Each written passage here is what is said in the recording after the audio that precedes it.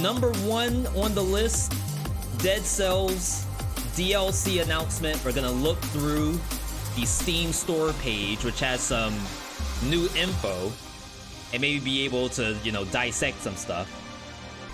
Let's take a look at the trailer, because this was honestly pretty hypey. In case anyone hasn't seen this yet, this was announced during the Video Game Awards. We were actually co-streaming Video Game Awards the Thursday.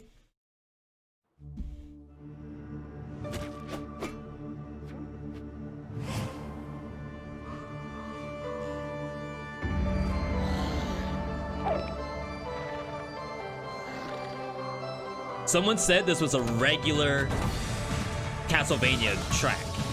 Like, this is actual Castlevania music right here.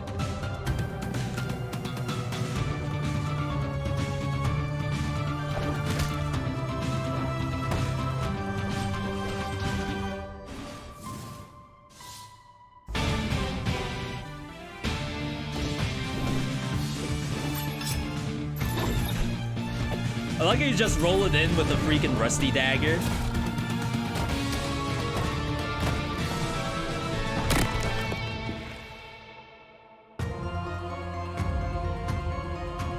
This music's sick right here. Sorry, I know it's a little loud.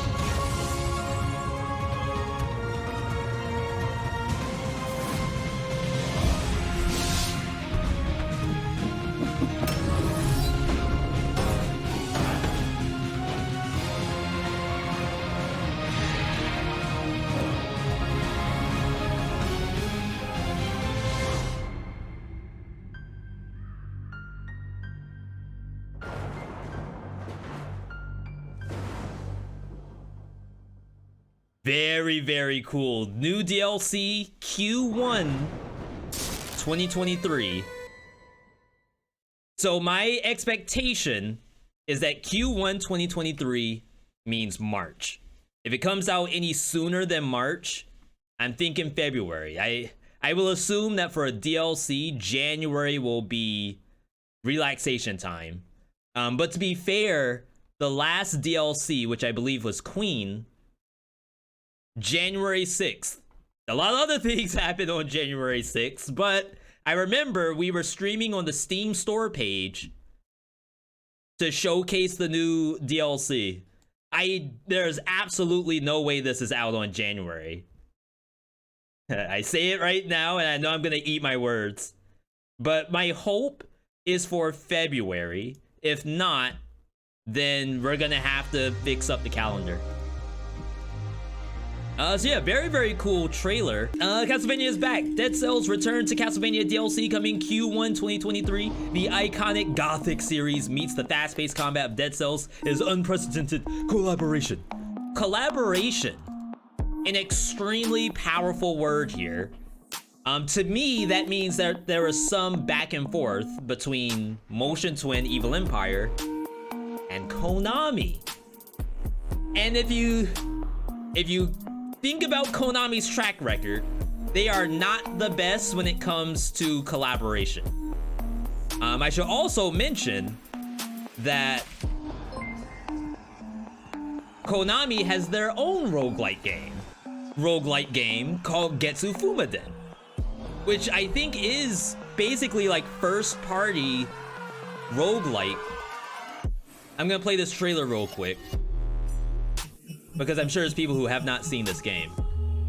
Ryu Kosuke has returned after 1,000 years. Raise your hand in the chat if you've actually played Getsu Fumaden. I'm going to assume there is not many. But what this game is, this is as close to Dead Cells as you could possibly imagine. It's a roguelite Castlevania game. Not really a Metroidvania, because you don't really unlock new tech. You just get new skills and new weapons. Didn't even know this existed. But we'll get to that. So yeah. It's taking place in Japanese folklore setup. You fight against Onis, Kappas, Tsukuyo Nomi's, a Ryu Kosuke. Everything you could think of in your favorite Japanese aesthetic is in this. And then of course, because it's a roguelike, you die and then you respawn and you try again. The game has 2 characters in it, but the big issue with this game, I really wish they could show the map. So like, look at all the different environments. Very, very beautiful. But in my opinion, the biggest issue with this game is that it is too big. As in, you'll be on the one map for 20 minutes if you want to full clear it. It's almost like, think about the size of Shipwreck, Bank, and Distillery are probably the biggest maps in all of Dead Cells. If you put those 2 together, like the size of Bank plus Infested Shipwreck, put them side by side, that's about how big one biome is in Getsu Fumaden after the first boss. It's the worst thing imaginable, and the teleports are usually like in a star formation. It's like one in every corner and then one in the center. And the center is often like where the boss transition is. So they did a terrible job in making the game relatively easy to go through. So that's why I'm really surprised that they decided, okay, we'll collab with basically who we got our main inspiration from for our Getsu Fumaden. And then we'll have them do what's possibly a better version of our game. And I mean, if they're gonna do it, then that's fantastic. I don't want them to collab and then like say, no, you all can't make it this good. We're gonna have to add you down, dial it down just a little bit. Hi everyone, after almost a year of keeping quiet, you still can't believe that we get to say this, but our next DLC, Return to Castlevania, it's gonna be Q1 2023. Yep, one of the biggest, if not the biggest inspirations behind Dead Cells is being reimagined in our fast-paced, frenetic gameplay with our most ambitious DLC to date. Somehow, we managed to convince Konami to let us recreate the truly iconic pillar of gaming. We have loved every minute of crafting our very own love letter to the granddad of Dead Cells, bringing the Castlevania series back to its 2D action roots. We hope that we have done justice to the game that inspired 1,000 more, and it has been a ridiculous privilege to work on this project. Does that mean they secured the collab more than a year ago? It does sound like they've been working on this DLC since at least the Queen. Because remember, they did a Ask Me Anything on Reddit when the Queen came out, and they said that they have more DLC planned. Now, there was some talk around, is it paid DLC or not? I don't know if they were able to say, but they already knew they were gonna do more DLC after Queen. It's not the last one. But still, the idea that they could get Konami on board with this, knowing that it's probably going to be a better game than Getsu Fumaden, is extremely interesting to me. So what's in the DLC? You'll strike out on an adventure through the spooky outskirts and candlelit interior of Dracula's castle in 2 new biomes, where you'll wield iconic weapons such as Vampire Killer, Throwing Axe, and Holy Water against enemies like Mermen, Bone Throwers, and Haunted Ama on your warpath to vanquish Dracula himself. 3 epic boss fights await you throughout the haunted castle, no prizes for guessing which one of them is. So 2 biomes. It's kind of interesting. Is it, because Castlevania is a big game, right? So is it the exterior castle and then interior castle and then that's it? I'm not saying that that's like not a lot, because I know there's going to be a lot put into this, handcrafted if you will. But the concept of here's Dracula's castle as one biome, that sounds like it might be a little small to me unless they fundamentally change what a Dracula castle biome would look like. Think about Moras, for example. In Moros, you go through, no, maybe more like a graveyard. Graveyard is like split in two, right? It has an upper level that's above ground, and then a lower level that's underground. And those are like very, very different environments.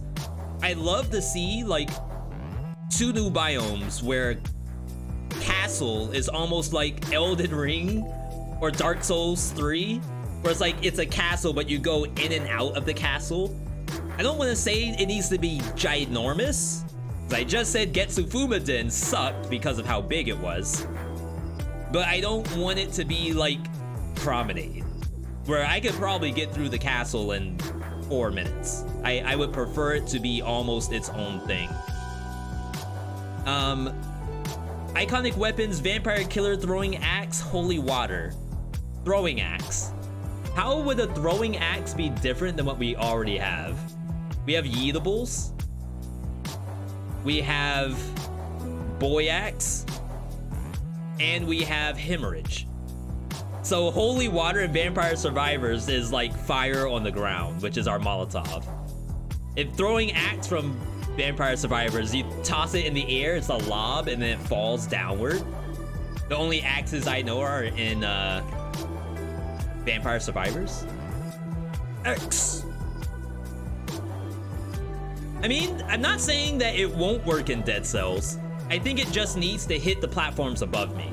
If it doesn't, because you all know, like, sometimes the platforms, a missile can go through it, but that doesn't mean it's actually gonna do damage. Like, the damage stops at the actual wall itself. I think in the world of Castlevania, walls don't matter. I think monsters walk through walls in Castlevania, as a matter of fact. So it needs to damage through the wall too. Weapons sound cool.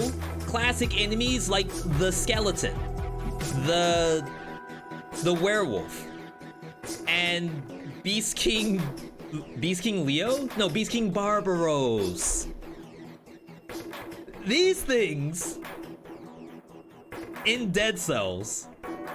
So if you thought the Rampager was bad, imagine a wheel that just rolls at you. Lions are called Bowers. Okay. Bone Throwing Skeleton is legendary. They have these in Rogue Legacy too, also. These are platform games on a large scale. It's not like Skull the Hero Slayer, where it's a box and then you clear the box and it spawns a new box, and then like you go through and just rinse repeat. It's not like Isaac, where you're in a box and there's like rocks and a hole and you just move around. It's designed to be a full-fledged biome where you jump around, you can fall, you can climb. It has all of that to it. So that draws from Castlevania, which has Rogue Legacy 2 has, well, Rogue Legacy 1 also drew from that formula. So it's a very important distinction to separate this kind of game from something like a Binding of Isaac, or even Hades. Hades also is in a box, and you clear the box and go to the next area. The famous Richter Belmont. Oh, I could have just scrolled down and read. And Alucard will be by your side in a new storyline, helping you navigate the maze of Dracula's castle and providing you with strong weapons, sometimes willingly, sometimes not. However, where there is good, there is evil, so watch out for powerful foes who will try everything in their power to stop you from reaching the throne. So they are confirmed to be allies at some point. It could be that you have to kill them first, and then they're allies, which I will 100% be okay with. But I wonder if this screenshot is a boss arena, or if it is, like I said, that the biome is split in two, where you have interior and exterior. That, honestly, I would prefer. Oh no, harpies. If it wasn't obvious, we've taken great care in creating the unmistakable Castlevania atmosphere. You'll find secret rooms, beautiful paintings, and of course, chicken legs in the walls. Oh yeah, chicken legs were already in the walls, but don't tell anybody about that. Oh, and we hope you like the moon, because that sucker is everywhere. This, it looks great so far. does anyone know, is this enemy something that is in Castlevania? Castlevania has over 600 enemy types? Then why, when I play Vampire Survivors, I'm just fighting freaking bat skeletons and I want to say Jacob, the wolf. So yeah, really cool environment. Harpies look cool. This, we just got Laser Glaive.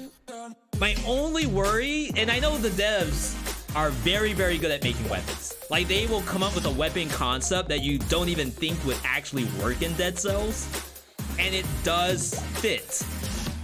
So I'm hoping that there's no overlap with what we already have, and I trust the process here.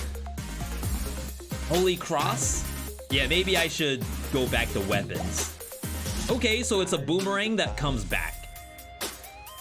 The current boomerang we have gets stuck on an enemy, so this would be one that's like a, almost like a saw that goes forward and then comes back on its own. Okay. Behind all this, you can listen to the full in-game soundtrack of more than 60 Castlevania tunes, both original and reimagined. 60? In 3 biomes? No, 2 biomes. 2 biomes and a boss. Where are you gonna put 60 soundtracks? Full means full. We've got Vampire Killer, Bloody Tears, Divine Bloodlines, all the hits. Someone said that Vampire Killer was in the trailer. Maybe Bloody Tears is as well. Again, this is all new to me, so I don't really know any of this stuff. So they said 3 bosses, right? Obviously one is Dracula. This is like death or something. But you know what this looks like? There's a statue in the graveyard of a creature with a scythe. And I know that we have this one, which you all can't see because the screenshot's god-awful.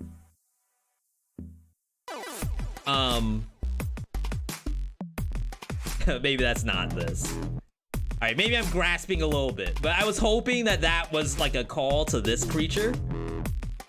Anyway, like, it looks sick and confirmed. New shield. That's not Rampart, I believe. It'd be cool if we got like more great shields, tower shields, if you will. Ones that like you want to hold down the button, you don't want to do the parry. How much is it? The DLC will be $9.99.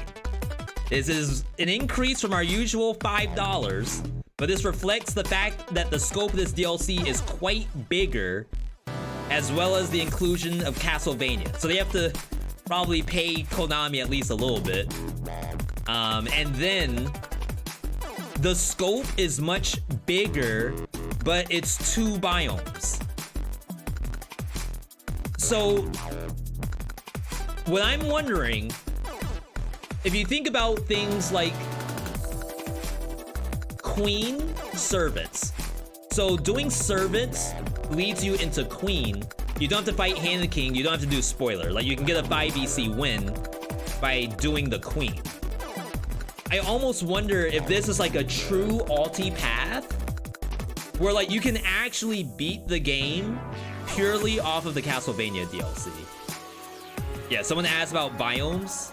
2 new biomes. So we assume like there's 2 biomes and then a boss. It says 2 biomes, but what if it's separate, run all together, and those biomes are ginormous? That's what I'm hoping, is that it's sort of like reimagining what a run in Dead Cells looks like. It's like a castle run in and of itself. Let's take a look at the trailer. I've never played a single Castlevania game in my life. Partial nudity?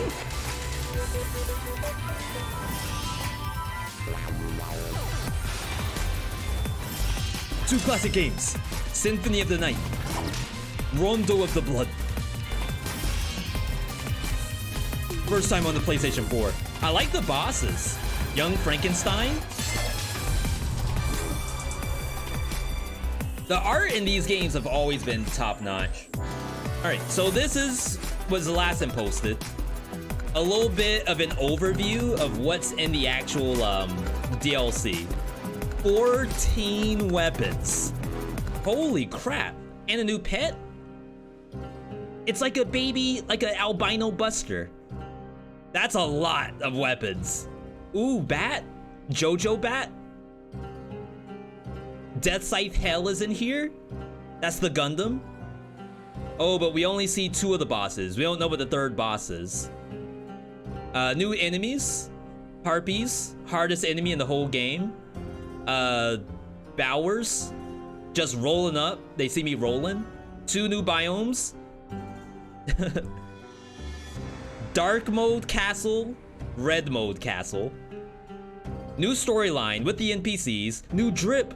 20 outfits. Hooded outfit. I assume lady outfit. And then probably the best 2 outfits in the whole DLC right here. To be fair, this one looks really good too. This must be the actual Dracula win. Okay. Hoping for a new survival pet. I am worried it's just gonna be a brutality pet because it's Castlevania and like you think blood. What I'm hoping for